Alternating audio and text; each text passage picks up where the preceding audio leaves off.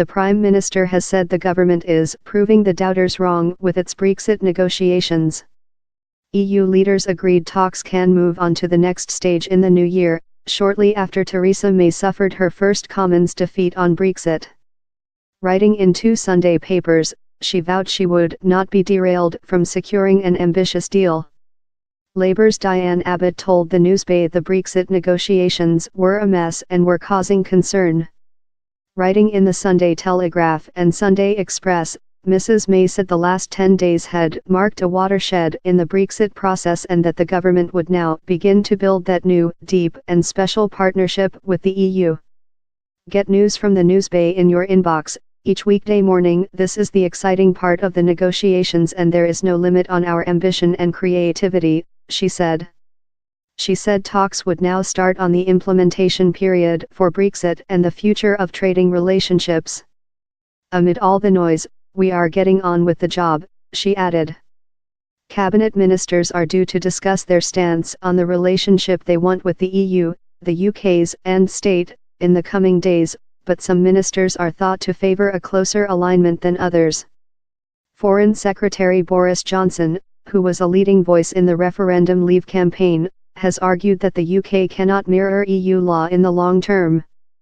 The EU's guidelines for Phase 2 of the negotiations say the UK would continue to participate in the customs union and the single market during the transition, a period of up to 2 years after the UK leaves the EU in March 2019, and remain under the jurisdiction of the European Court of Justice.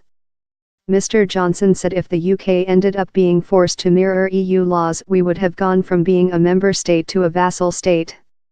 He said the UK needed something new and ambitious, which allows zero tariffs and frictionless trade but maintains the freedom to decide our own regulatory framework and own laws. Speaking on Newsbay One's Andrew Marshall, Work and Pensions Secretary David Gauke said any final trade deal between the UK and EU must maximise access to the EU market. We are not looking for an EEA-type, European Economic Area, arrangement so that, essentially, it's continuity as far as the end state is concerned, he said. But it is also important that we maximise our access to the European markets. That is really important to the UK.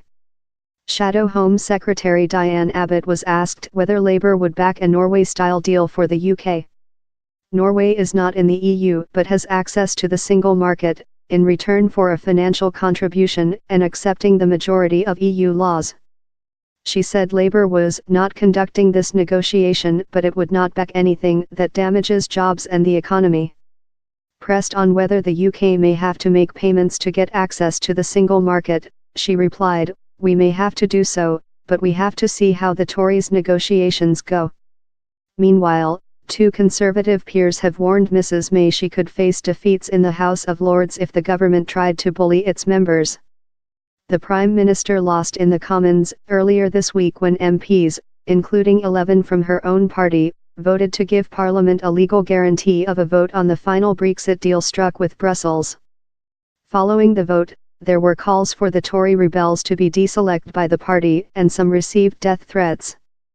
Tory peers Baroness Altman and Baroness Wheatcroft have written in The Observer that such threats are worrying symptoms of the toxic atmosphere which has been created in our country.